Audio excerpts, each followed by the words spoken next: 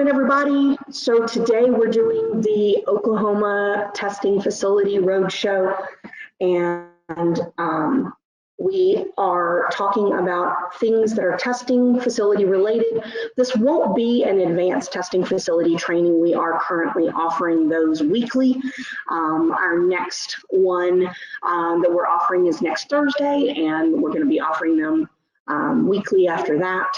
And so if you're not already in Metrc, I want to encourage you, you will need to go ahead and take that new business training and request your credentials, get into Metrc. And then once you're in Metrc, then you're going to go in and add all of the other stuff we're going to talk about here shortly. So I just wanted to be sure that you knew that. So my name is Myra Chin, and we're going to discuss a little bit about Metrc, and then we're going to break it out into other things that you need to know, especially regarding for your testing facilities here. We have a lot of experience. This is not our first day on the job. We do have 22 jurisdictions, including Guam, and so we have seen how it works extremely well. We have seen how it does not work very well. So hopefully you can benefit from our experience and get the answers that you need. So we have RFID experience. All of our tags have an RFID chip in them. We have been working on that for more than 15 years, including working with NASCAR. So we have been tracking for quite a while.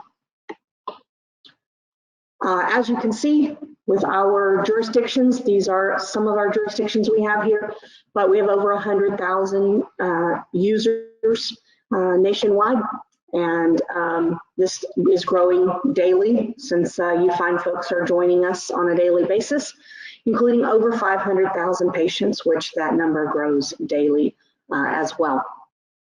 We have an uptime of 99.9% of the time, and in case you didn't know, Metrc is a cloud-based software, so there's nothing to buy, nothing to download.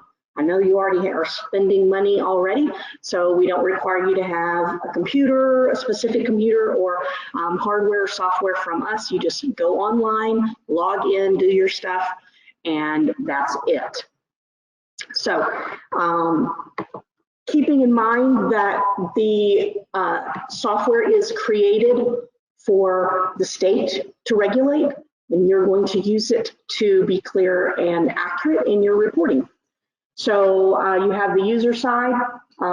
You can utilize Metrc on your computer, your iPad or tablet, and yes, you can utilize it on your smartphone and pull up the information. If you have old eyes like mine, you might not like the smartphone, but you can utilize it on a smartphone if you needed to. Some of you, or most of you, will probably be using a third-party system like a LIMS, and they do integrate. We have over 500 integrators that have integrated with us nationwide.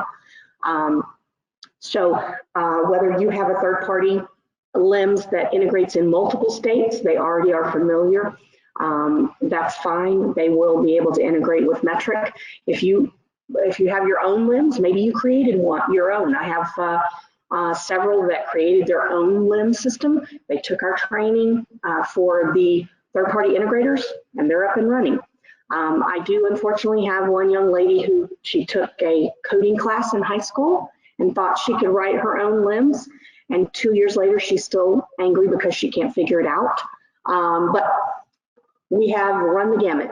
So if you are working with a LIMS, there is information for them to go through our training and validation and evaluation process with us to be able to prove to you that they can do what they say they're going to be able to do, and then they would be able to integrate with us. Now, keep in mind, we'll go through this a little bit more regarding the API. The industry as a whole in the state of Oklahoma is like an office building. You as a licensee have paid to have office space in that office building. The OMMA owns the office building. They're the landlords. Well, Metrc, we're the facilities folks. We keep the doors locked, we keep the lights on, we keep your information protected, and everything is accessible to the state. How does Metrc work? Well, Metrc has two sides to it. So the first side is the industry side, where you find folks will reside. This is the side where you will actually add, edit, and work on your inventory. You're going to receive your transfers, you're going to enter your test results, you're going to take care of your waste, etc. Excuse me. The other side is the actual OMMA side. This is the state side, where this is the licensing area, the enforcement, the analyzation of the data collection, etc. So that's where OMMA resides. Now, keep in mind that when you are in Metrc, if you have not already gotten into Metrc, you're going to receive a welcome to Metrc email when you get credentialed. We credential one key administrator. That one key administrator adds all of the other employees. So once that key administrator has taken training, requested credentials, if it's not the owner needs to designate who that key administrator would be. And then that key administrator will get a welcome to Metrc email. There will be a link. That link is only good for 24 hours. If, for example, you're on vacation, you come back after 24 hours, you can always request a new link to be sent to you. Once you log in, it's going to ask you to set up your user profile. That means your password and your security question. For your password, it's going to require 4 things. It's going to require 1 uppercase letter, 1 lowercase letter, 1 number, and 1 special character. Beyond that, we don't care what it is. It can be your dog's name, your mama's name, whatever.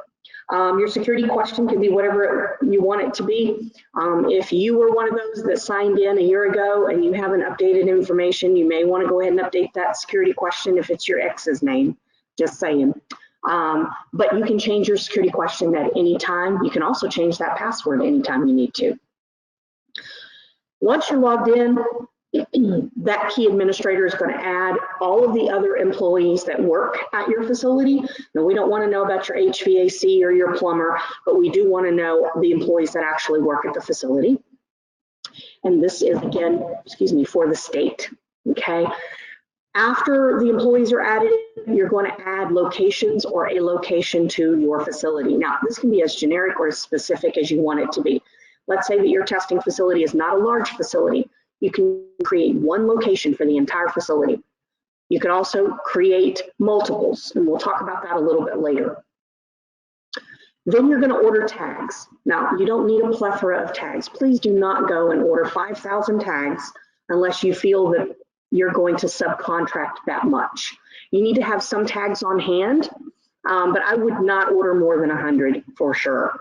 And you're only going to need those package tags.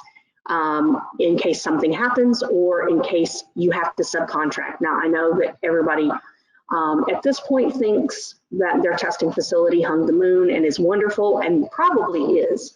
However, sometime in the future, there may be a reason why you have to reach out to someone to help you in some way. Maybe you're not accredited or able to test for pesticides or something.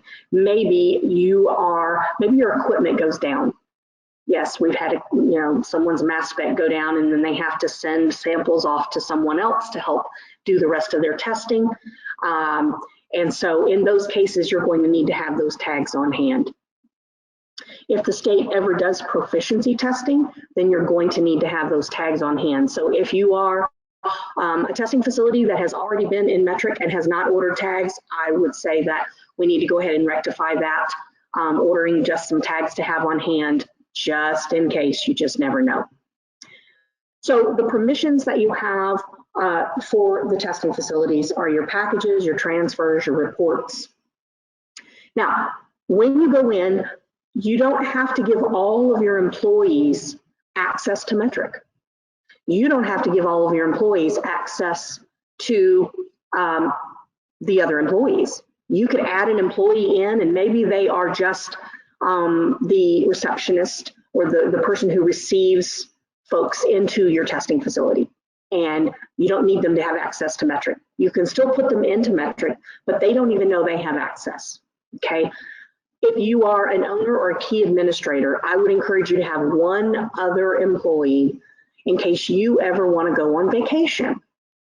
So if you are one of those people that says, no, I'm the only person that's going to work in Metrc, and no one else is going to work in Metrc, and I don't care, then you may be like the gentleman we had who went to the Bahamas and was on the beach, and the state had to call him and say, well, since you're the only person that can work in Metrc, now you're going to have to work in Metrc on the beach in the Bahamas. So I would encourage you to have at least one other person that can work in Metrc, but you can decide who you want to give access to and who you don't. Now, the categories are set up by OMMA. They have decided what categories are going to be there. The licensees themselves will choose what items they want to have. So if they want to say Joe's Amazing Weed, and that's what they want to call it, that's what they want to call it. If they're creating brownies, and they're 40 milligram brownies, in our training we suggest they call them brownies 40 milligram, just to be clear with everybody, including yourselves. The worst thing is when you get a sample and the sample has letters and numbers that don't mean anything to you. Remember, the licensees only have to make an item one time, and then they can use it from then on. So it takes about 5 seconds, okay, 10 seconds if you hunt and peck on the keyboard, but 5 seconds to make and create an item. They only have to spell it out once, and then they can use it from then on. So if they're not doing things properly, you can let them know, hey, best practice is you spell this out so that you know what it is, the state knows what it is, and then all of their employees know what it is. We had one example that was PP50, and no one knew what it was, and the state called me and said, do you know what this is? And I said, no. So I called the licensee and asked them, and they said, oh, that's a pain pill 50 milligram. And I said, it's not really clear that that's what it is. And so they were asked by the state to update the name. So they just created the name one time, and then they were able to use it from then on. Again, as an admin, you're creating those locations. So in this case, we have 3 locations. We have a receiving area, storage vault A, storage vault B. You don't have to have the locations broken down by every single area. If your sample is going to go to the micro, and by the end of business, it's going back into the storage vault A, it can be in storage vault A. It doesn't have to travel throughout the day. The biggest thing is end of day needs to be wherever that sample is. And again, you could have one location for the entire building, however you want to do it.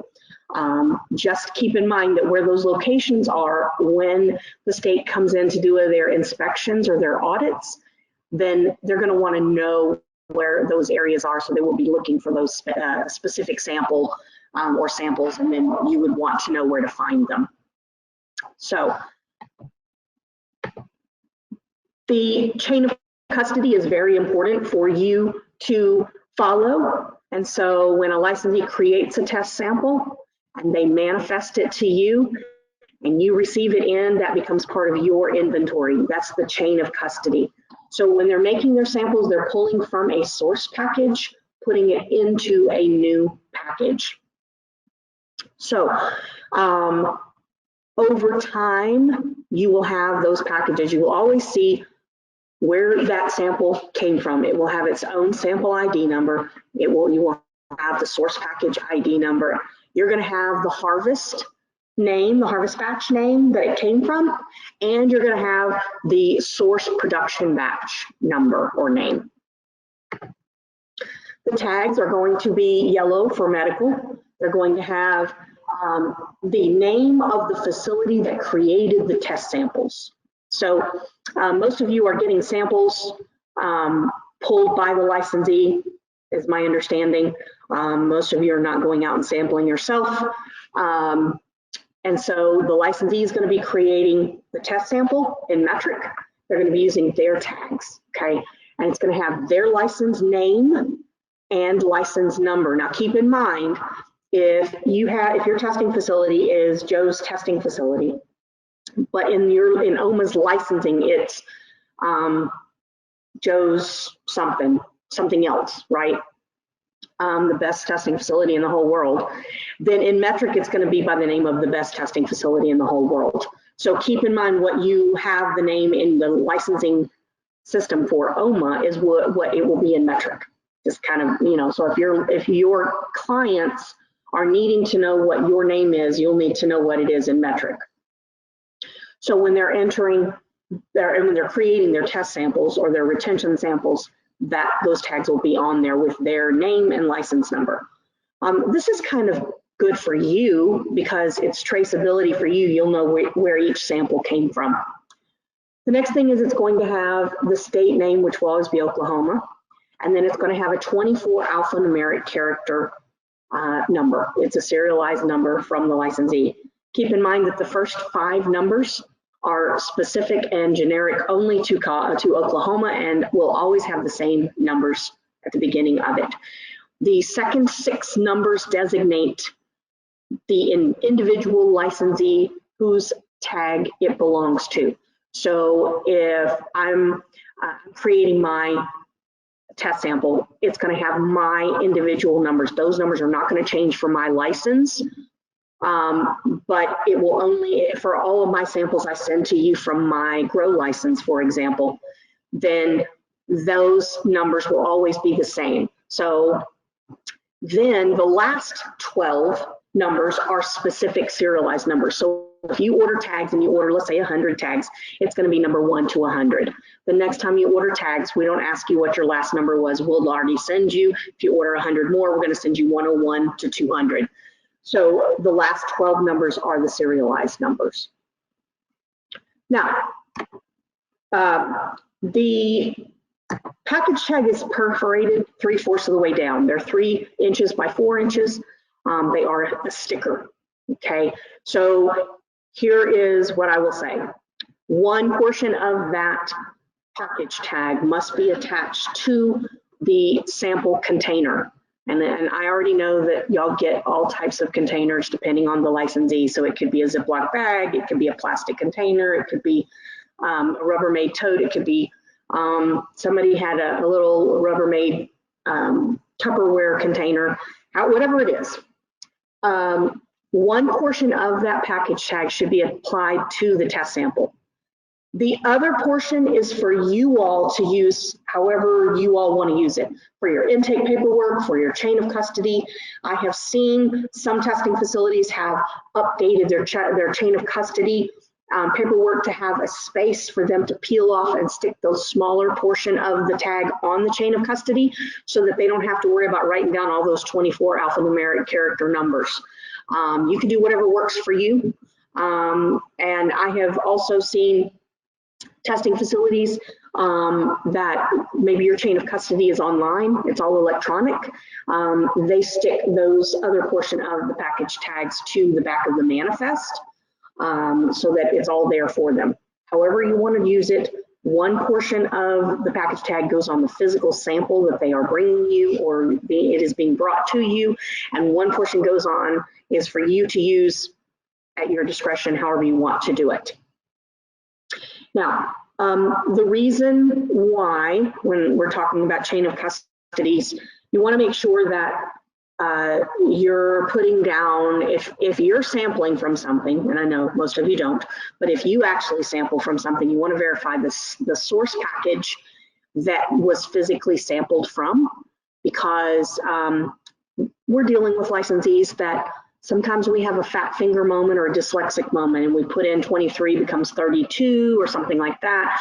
And we may ask you, do you know what it was sampled from? Now, obviously, if they sampled, then you don't have a control over that. If they make a mistake, we can work with that on our side. But sometimes if you do know, then you can help them make sure. So the other thing is with the packages, any amount of marijuana, whether it is a test sample or a retention sample, whatever that is moving or being packaged, moved from one location to another, it has to be put into a package. And again, as I said, it has to have a package tag. When you're looking in Metrc, all of your test samples in Metrc are going to have the teardrop icon to the right of the tag number. This is to identify this is a test sample package. If you look in Metrc, to the right of that, you're going to see in the next column is your harvest batch name or names. It'll say multi-harvest if there's more than one. The next column is the source package that that test sample was pulled from. Then further to the right will be the item name, the category, etc. If you click on the arrow to the left of the tag number, it will drop down and you have more granular information available to you. There are 3 tabs. Number 1, you'll have a requested lab test batch tab. This tells you what the licensee chose, okay? And we're gonna go over the choices, but let's say that I'm sending flour for testing. They're going to select raw plant material, okay?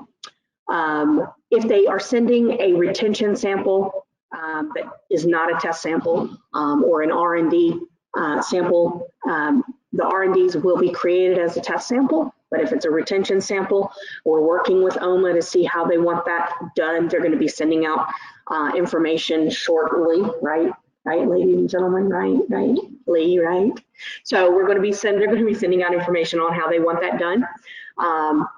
But if it's not a test sample, it won't have that teardrop icon.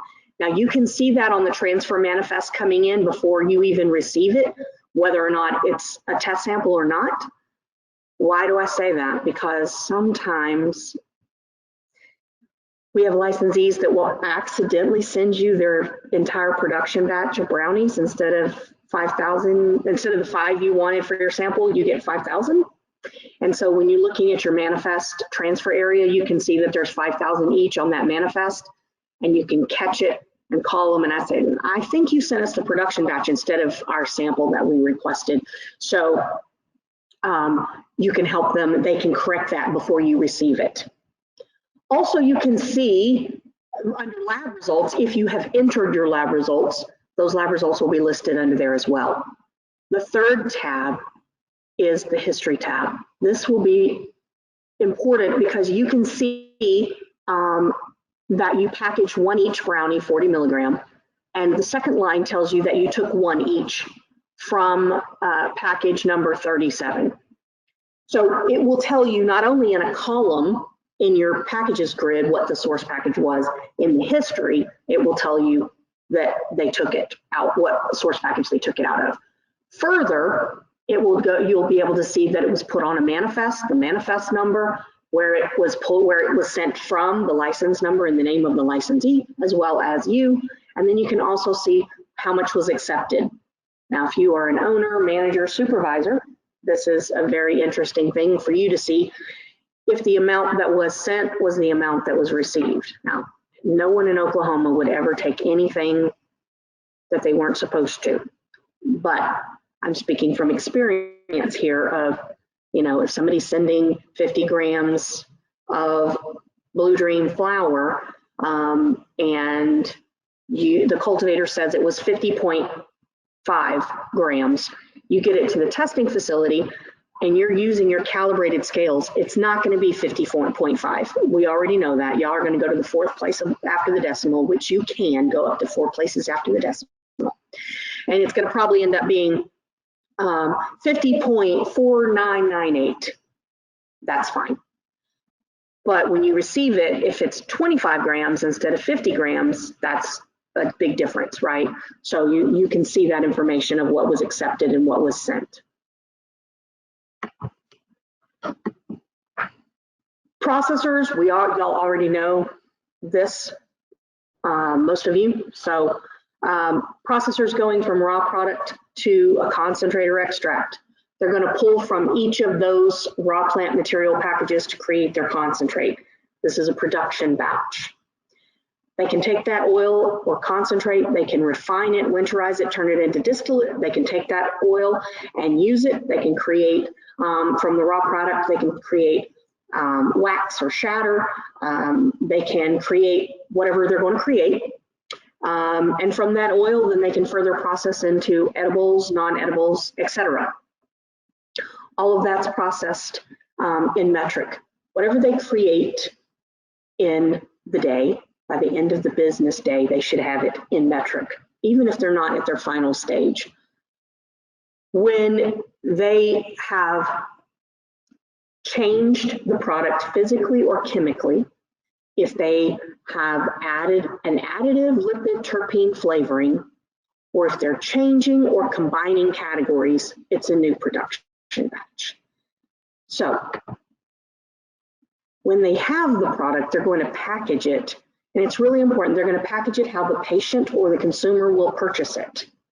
So if they're making 1,200 candy bars in a day, individually wrapped, in Metrc, that's going to be 1,200 each. Even though in this example, we're taking 6 candy bars in a box and 200 boxes in a case, it's still going to be 1,200 each. And they're going to be pulling each out for their samples. So in this case, we pulled 3 out for our test sample. It's going to get a new Metrc package tag, identifying number, and that's what will be sent to you for the test sample. Now, OMMA has been very, very, very gracious to the licensees that if they process those candy bars on Monday, Tuesday, Wednesday, and Thursday, they are processing and creating 100 candy bars, 250 grams of THC in total on Monday, Tuesday, Wednesday, Thursday. They can then combine all of those into one production batch, as long as it's, you know, your 1,000 milligrams or 1,000 grams of THC. Keep in mind, it must be the same item created the same way with the same ingredients and identical versus not milk chocolate cookies, white chocolate cookies, and sugar cookies. That would be 3 separate items. They're packaging items specifically, and in this case, unless they're packaging identical items that were processed and created the same exact way, they would not be able to combine them. They would be able, in this case, to combine all 4 days of processing of their chocolate bars into one new production batch of 400 each, and they're still staying within that 1,000 grams of THC. They're going to pull their test samples, and again, that's going to be a new test sample with a new tag. Now, I know that I am not speaking on your test sample versus retention sample, and I know that's one of your big questions. So OMMA's going to speak into that. So please, we're going to have a Q&A time at the end, but I know that that's going to be one of your questions, and we've been speaking with OMMA about that and how they want that done. So all of the product when it's created is going to be not submitted, okay? Once they create a test sample, the status changes to submitted for testing. At that point, that is a quarantine status. They cannot transfer it to the dispensary until it's been tested by you fine folks, until you enter your test results. But let's say that the licensees don't think the rules apply to them, and they're going to send one sample to one testing facility and another sample to another testing facility. Now, we tell them they shouldn't do this, but sometimes they think that they can do what they want, sadly. And so when testing facility A enters their test results, the status is going to go to testing in progress. This is because they're still testing facility B still hasn't entered their test results. There's still an outstanding test sample that has not had results entered yet. So it's testing in progress. 99.9% of the time when you have a status that's testing in progress, you all didn't do anything wrong. Okay, there's a plethora of reasons it can be testing in progress. Besides, there's an extra test sample out there. It could be that the licensee didn't create things properly. It could be that the licensee made extra test samples and didn't do anything with them. If you have a licensee that creates an extra test sample, like they didn't realize what they were doing and they created an extra test sample and it's hanging out in their inventory, please tell them to discontinue it. Don't adjust it to 0 and finish it, because they're going to lock up their own product, okay? So we're trying to be proactive in helping you all know that if it's testing in progress, it doesn't mean you did anything wrong. It could be that we need to work with the licensee on getting it fixed, okay? We're gonna research. You are more than welcome to contact us and we will look at it, or you can have your client contact us. But if you contact us and say, we want the status updated, and your client did something incorrectly and there was a human error involved, then we're gonna need your client to reach out to us anyway. So you may want to save them the time of getting the product unlocked by having them contact us. Doesn't mean you can't, we're more than happy to talk to you, but you can definitely have them reach out.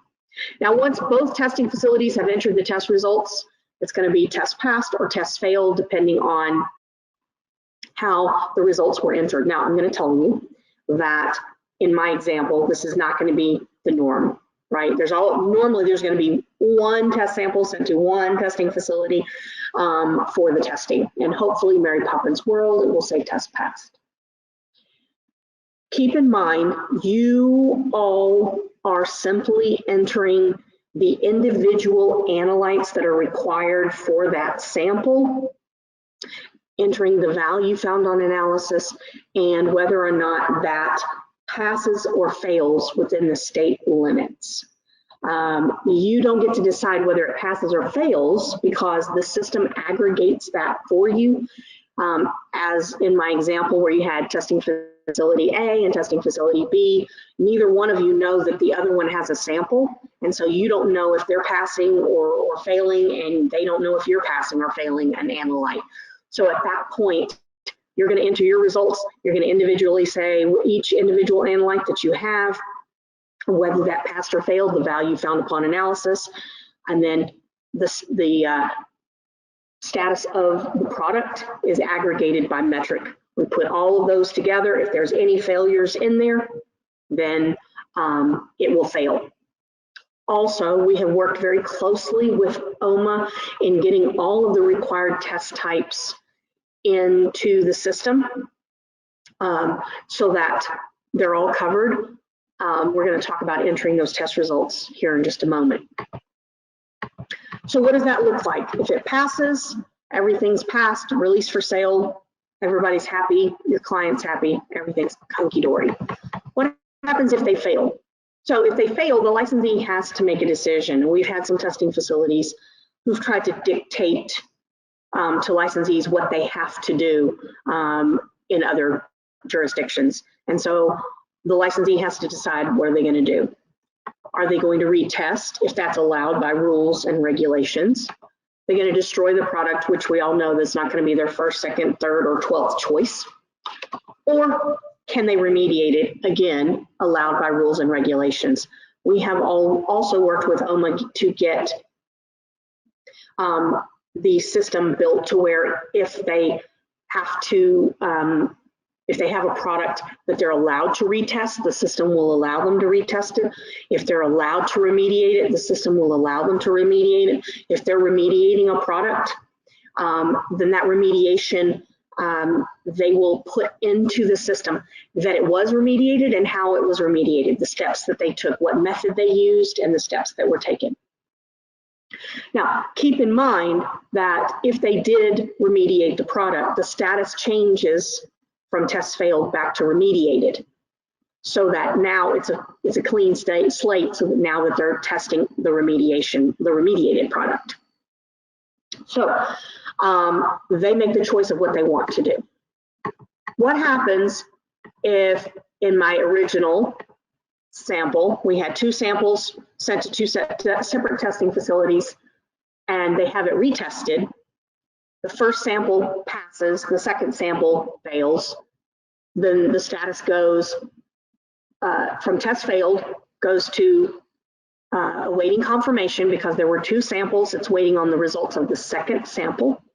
And then the second sample changes it to retest failed because it failed previously and now we have another failure. At that point, the product may have to be destroyed. The product could possibly be remediated or whatever is allowed according to the rules and regulations. In this case, both new samples pass and it will change to retest passed. And this is for retesting. As I said just a few minutes ago, if they're remediating, it's going to change to test passed or test failed. Now, we talked about subcontracted test samples. This is again where you have to send off a portion of your test sample to another testing facility. Please do not send the original sample that was sent to you to another testing facility. You want to keep that in your facility unless you're not doing any testing at all. You're simply sending it on to someone else to test. Maybe they send it to you by accident. Or let's say that when you get adult use or recreational cannabis, you have a medical and a recreational license and somebody accidentally sent it to your medical license. You could forward it to the recreational side. If you have 2 licenses and they send it to the wrong one, you would forward that on. But normally, if you're breaking up part of your test sample and you're going to send a portion of it to someone else, that's where you would do that subcontracted sample. To create the subcontracted test sample, you are essentially creating a test sample from a test sample. So you're going to click the Submit for Testing button, and you will select the testing to be done. Now keep in mind that if this is a retest sample, there is only one choice, retest. Your licensees will choose one of these boxes when they're creating their test samples. It looks just like this. Now keep in mind, they shouldn't select all those boxes. Yes, one of my jurisdictions has 25 boxes, and one gentleman chose all 25.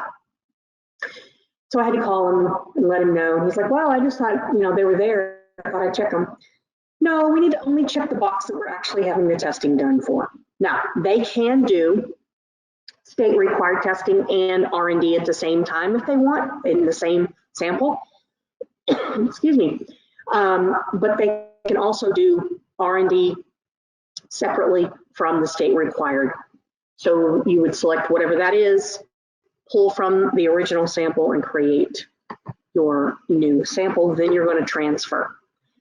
Anytime product moves from one facility to another, so anytime a product moves from a cultivator to a testing facility, or a processor or product manufacturer to a testing facility, or from one license to another, you have to create a transfer manifest. This is the only way to get samples out of a cultivation or product manufacturer's inventory and into your inventory. So if we're talking about a test sample, the licensee creates the test sample from their source package. They're going to manifest it to you. The moment that manifest transfer is created, you can see it as well as the state can see it and the originating facility. So let's say that the licensee creates the sample this morning and they're not going to deliver it to you till this afternoon. You could go into your incoming transfers and be able to view what you're getting, and maybe you're looking for the package that's the 5,000 brownies instead of the 5. So if you're looking in Metrc, the moment a transfer manifest is created, you can look in there and see what you're getting and what it has on there. The status of the sample or the package goes to shipped when it's on a manifest. When it's been received by you, it changes to accepted. If it's rejected by you for whatever reason, it's going to go to rejected. That's going to require the originating facility to receive it back into their inventory and deal with it, and that would be considered returned. You can reject a transfer. It's just going to ask you what the reason for rejection was. So if we have several of these where you got the container, you open it up and it's empty. So they rejected the package and said, well, it's empty. So we're gonna send it back and have you redo that. So there are multiple reasons why you can reject. They will choose a reason, put in the note why you're rejecting. Otherwise, you're going to accept it and go from there. Once you're in the transfers area, you can look and see what the information is, the manifest number, who is sending you the sample, the origin, license name, license number, the type of transfer, estimated time of departure, estimated time of arrival, and then you have an arrow to the left of the manifest number. You can drill down and see the transporter information and the individual test sample or package information. Now, if you'll notice, to the right of the package tag is a triangle with a black exclamation point. That stands, that's going to be on there because if you hover your mouse over it, it says product contains remediated product. This is what icon will be on there if that product was actually remediated in the system properly. Mary Poppins world, this is where you would have a remediated product. Now, you are able to go back in time and look at those transfers. If you were a testing facility that, 6, 9, 12 months ago, you were in Metrc, licensees were sending you samples and you just were not in Metrc, didn't want to talk about it, or ignoring it. Those manifests are still in there for you, and you'll need to deal with those. You can accept if you took it, reject if you didn't, but those will still stay in there. Once you've accepted it, 3 years from now, you can go back and print the manifest. We don't secure signatures on our manifest because it's electronic only. So if you have your delivery driver or the transporter, whoever's bringing it to you, and you both sign it, that's going to be a copy that you may want to scan yourself and keep for the signature's sake. But Metrc does not capture those signatures.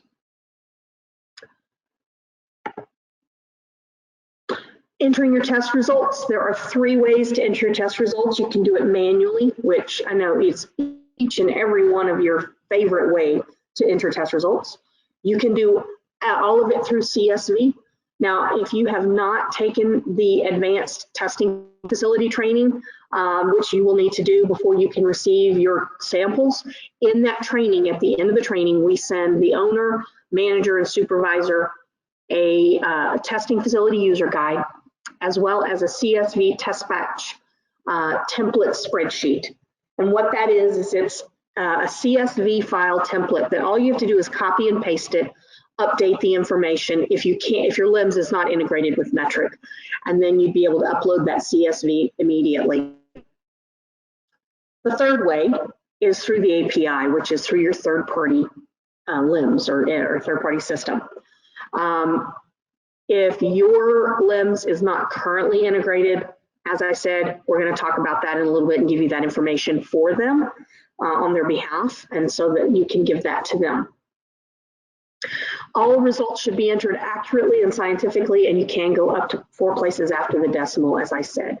So if we want to manually enter the test results, which I know all of you is not going to do, but you would click on the record test, then you're going to select your sample, or you can select your sample, then record test.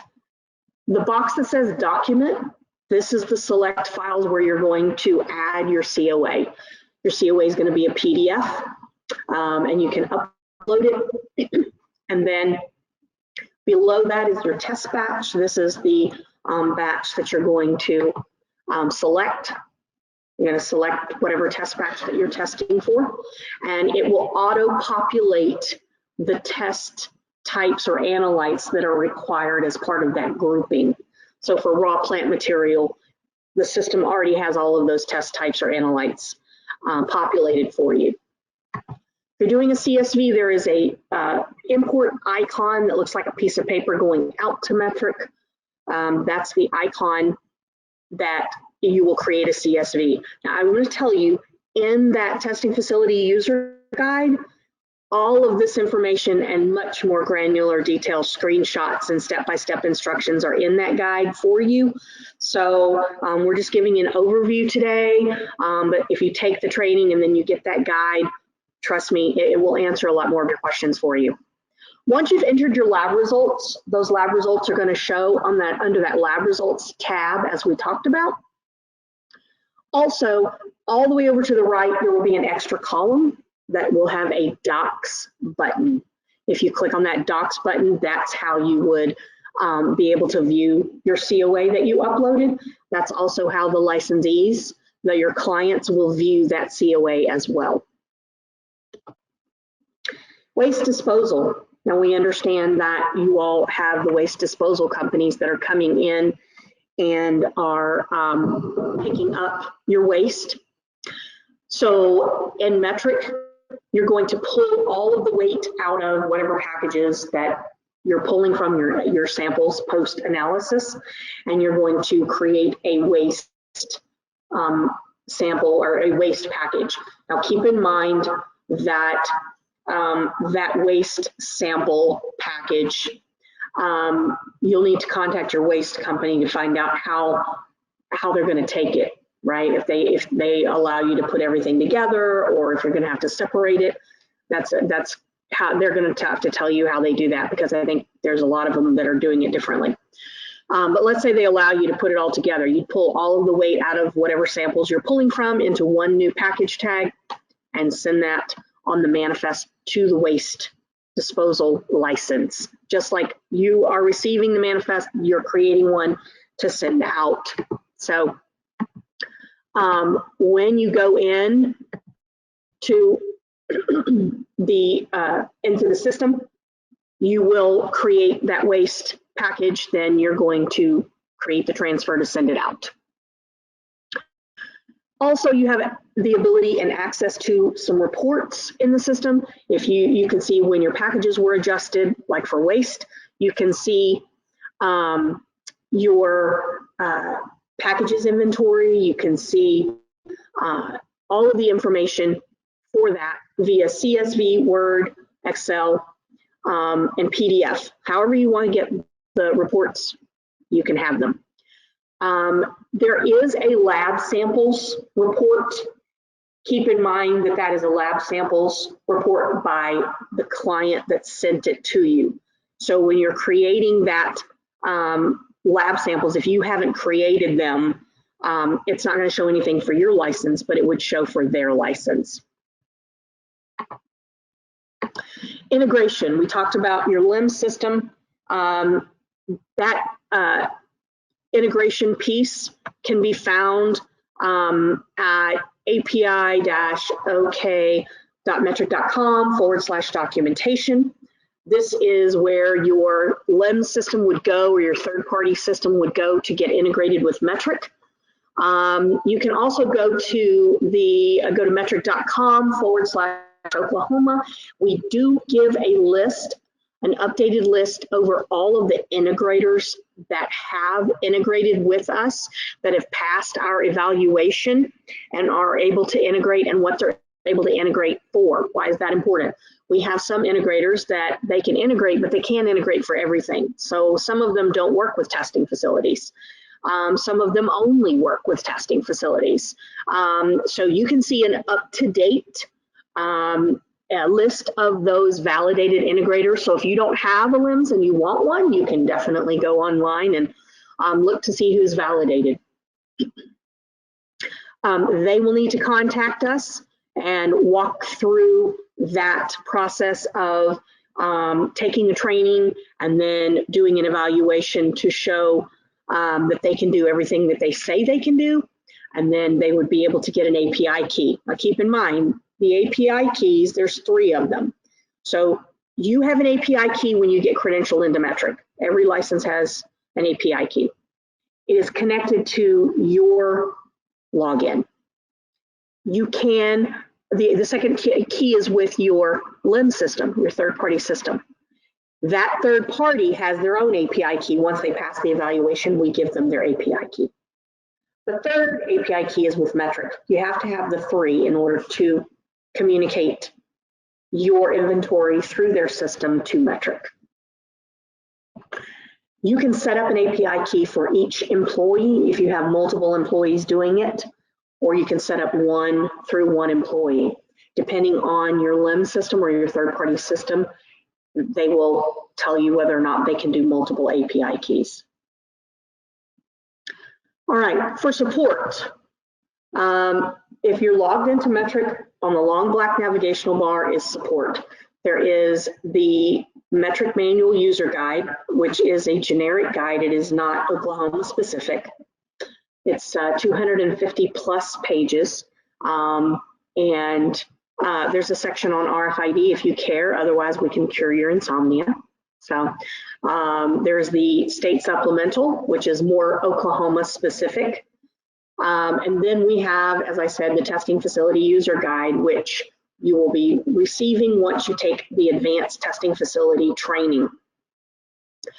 We also offer other training availabilities for our Metrc Learn, which we'll talk about in a little bit. And then we have a knowledge center. So we have a search bar that anytime we send out a bulletin to the industry, you have the availability to find that bulletin at a later date. Now we keep it up in Metrc for 7 days. After that, we take it down, but it's in that knowledge center, so you can pull it back out at any time. You can also submit a request through that knowledge center. You can ask for help, and you can chat via a chat bot if you want. You can email support@metrc.com. You can call the support line. Since for the last 2 weeks, since we've gotten over 420, there's a lot of licensees that have been making a lot of mistakes trying to get their inventory back up. So the phone lines have been quite busy.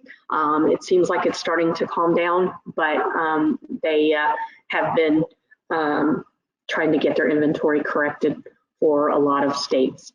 So you can call us at 877-566-6506 or email us at support@metrc.com. Now the Metrc Learn piece, you do have access to the Metrc Learn. We have journeys. So your journey would be a testing journey, and it just breaks modules, separate modules, individual modules. So you have the first module is how to log into Metrc. It's videos approximately 2 minutes or less where you listen. Then we actually ask you to log in and show us, click this, click that. And then once you finish that, you can move on to the next module. So for example, in the cultivator journey, there's 13 modules, and then you move on to the next level. There are 3 levels, level 1, level 2, and then Guru. When you go to the Metrc Learn, there is the recent bulletins. You can also go to metrc.com/Oklahoma and scroll down, and you can find the most recent bulletins. The Metrc Learn information is on bulletin number 6. So if you click on that, it's going to bring up that bulletin for you, and then you can get the information on Metrc Learn and get logged in. So this is a really good tool for you if you're an owner, manager, or supervisor to have your employees that are going to be working in Metrc to show proficiency on their ability to work in Metrc. Now, the good thing with the Metrc Learn is once you go through the journey, you can go back to any module, and let's say you forgot how to make a package from a package, or you forgot to how to record test results. You can go back to those modules and go through the demo site in that module again if you would like. You're going to receive a login, and then you're going to log into Metrc Learn and get your journey started. Okay, well, hopefully this has been helpful to you. At this point, we are going to open up to a question and answer session. So if you are online, you'd like to ask questions, type them into that questions area. If you are here, you can just raise your hand and ask your question, and then I'll reiterate it for those of you who are remote for the questions that are coming in person here. So if you have questions, please let us know. Otherwise, we will keep going. Yes, sir.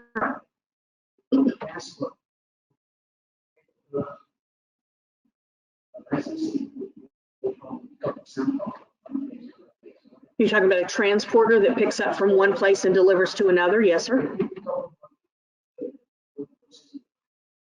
If they're picking up at multiple facilities? Okay.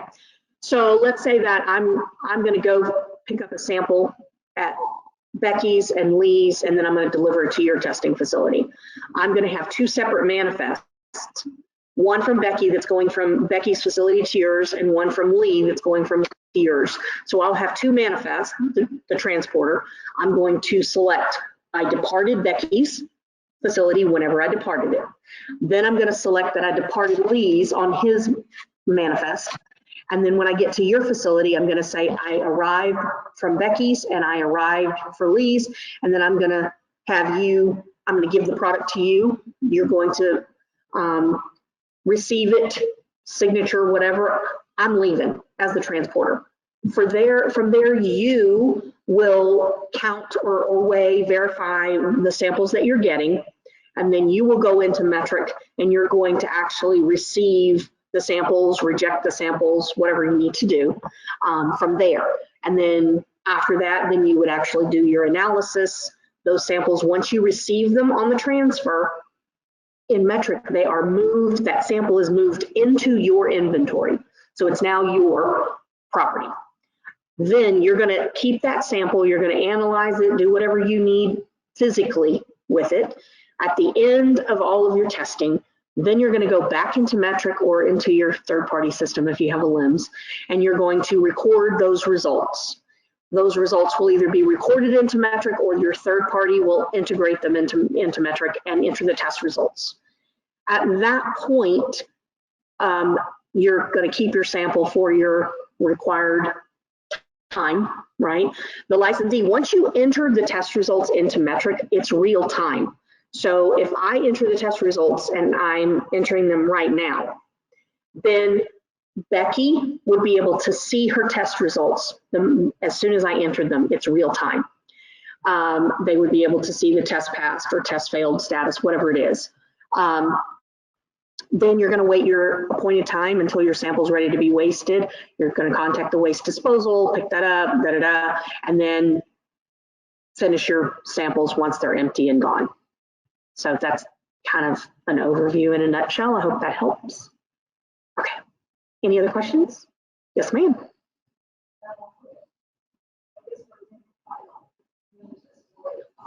Yes. Okay. So I'm going to go ahead and tell you now, FIDOL is going to be removed, and we will be emailing everybody that we're removing FIDOL from the list because OMMA has decided not to require that in the system. And that's a great question because there are things like that that as the rules change and they require more things or decide not to require more things, they would be the deciding factor of what gets put into Metrc or removed from Metrc. And then you can let them know, hey, we don't think FIDOL should be in here. And then they let us know, hey, we're going to agree to not have FIDOL in there. What we will now do, our team is currently working on removing FIDOL and then updating the user guide and the CSV test batch template for you. We will email that out to all the owners and managers and say, okay, here's updated materials, and send out the updated guide and spreadsheet for you because we want to keep you prepared to be successful. And obviously things are going to change, but that's an excellent question. But that is coming. I'm hoping to have it done by the end of the week. So I know until then, just be patient with us, but we are working on that because I know it's a source of frustration. So, all right, so 1 second, I have a question online. Should samples be stored in the package, Ziploc, glass jar, etc., that they arrive in, or can they be transferred to lab containers for storage? Well, that's really an OMMA question, but here's the key. If the package tag for the test sample has been applied to the Ziploc bag, that's going to be the deciding factor of what you do with it. But I am going to let OMMA decide on that, and we can get that information to you. OMMA is still working on, this is the next question, is they're still working on the protocol for primary and reserve sample handling? Yes, we are, but I have good news because we are 99.9% ready to send that out, and that will be sent out to all of you, all of the testing facilities, whether you're in Metrc or not, about what the OMMA is asking you to do on that. So I know that that has been a really big question and everybody's been trying to get an answer. We should be able to send that out very shortly, but that will come directly from OMMA. Did you have another question?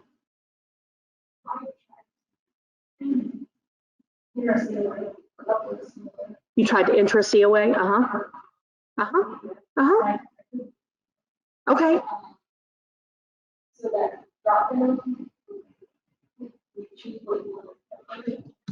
You went in to enter your COA and you clicked on select file. Pick your COA. Okay. So your CSV was already entered. Okay, so that's a great question. I'm so glad you asked that. Okay, so let's say that you have a LIM system and they entered the test results and now you're going in to enter your COA.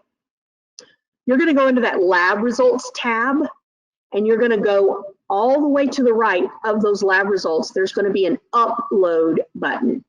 And that upload button will only allow you to upload a COA versus having to upload the COA and the test results. So if you go in and click the record tests button, it's going to ask you, it's assuming that you're doing both manually. But if you have already uploaded your test results, then you're going to go in under the lab results tab and go all the way to the right. There's going to be an upload button, and that's what you're going to click. And it's only going to come up with an action window that says select your file. It's not going to require you to enter all of those test results again. Nobody's got time for that, y'all. I get it. So you are able to only upload a COA, and then you'd be able to upload your COA and go about your business. So hopefully that helps you. I'm sorry I didn't have that in the presentation, but I will double check and make sure that it will be in our training, if it isn't already, for the next one. Great question. Can we use original tags for the transfer to the waste disposal? This is an excellent question. The answer is no, because you need to have access to those samples and the test results you entered. I'm assuming you don't want to become blind to them. And if something is ever called back into question, you want to be able to refer to those samples that you entered those test results for. So you're going to want to take that original test sample package and keep it in your facility. Now, that doesn't mean the physical sample is going to remain there forever. No, I'm talking about in Metrc. You don't want to transfer that original sample out, because then you don't have the visibility to the results that you entered if it's not in your inventory anymore electronically. Okay, so you're going to be pulling from that electronically in Metrc and creating a new physical package. Next question, if the transfer manifest is received 2 months after the fact, am I still responsible for uploading the document? That's going to be an OMMA question. So you received product 2 months ago and didn't enter results, or let's not say 2 months ago, let's say 9 months ago, during that interim period. I would say you're going to have to receive it in to acknowledge to OMMA that you did receive the sample, but I'm going to let OMMA send out that information of whether or not they're going to require you to upload the results in the COA, because that's going to have to come from them. That's a rules and regulations thing that I'm not going to step into. It's not my place, but we will have OMMA get back to you on that one. And we are taking down all of these questions and the questions that I so ineptly cannot answer for you. And we're going to get those answers from OMMA and have them send out that overarching information so that everybody is clear. Because if we have testing facilities that we're not able to make it, we still want to make sure everybody is clear. Yes, sir. For the COAs, Yes.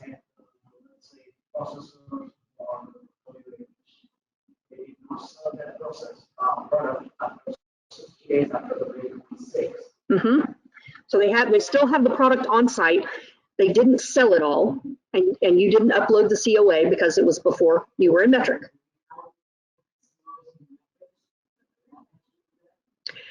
That is what we are working with OMMA to get out the final yay or verily on. I can tell you if you received the sample in that you can upload the COA if you need to, but OMMA is going to be the one that's going to dictate whether you have to. If you received it prior to Metrc, you didn't have a sample, so you don't have a way to upload a COA. And I think in the in the information they originally sent out, there was some information on that, and we're going to add that to our list because that's an excellent question. If you didn't have a sample pre-Metrc, right? You didn't have a sample in Metrc, you don't have a way to upload a COA. There's not going to be a way for you to upload the COA, right? And you don't want to have them send you a new sample for a retroactive sample. Does that make sense? So if I sent it 6 months ago to you, I'm not going to send you a new sample now, like you're testing it now. You don't want to do that, and that would be very overbearing to you all. I thoroughly get that. So OMMA has talked to us about that and what's the best course of action. That will also be in that information that they're going to send out of what if it was done pre-Metrc? What should the licensee do? And what is the requirement of the testing facility at that point? Because that's a really good question. Yeah, the clients are all wanting you to do it. Yeah. Okay. Well, I will make sure that that question is part of the information that goes out, and we are working on getting it to go out as quick as we can between the director of communications, all of OMMA. We want to make sure you get this as quick as possible because we understand that in 8 days we have our deadline, and the sooner we can get you that information, the sooner that you can breathe a sigh of relief or get ready for a storm. So we want to make sure that hopefully it's breathe a sigh of relief, but we will get that information out. That's an excellent question. All right, well, I don't have any other online questions. Other than that, you know, guys, I really, really appreciate what each and every one of you do on a daily basis. Ensuring public safety is so critical and so important, and we appreciate all of your hard work and your willingness to help us. We appreciate your patience as we're getting this off the ground. We look forward to working with you in the future, and appreciate all of your attention and time today. And I hope you have a great rest of your day, and we will talk soon.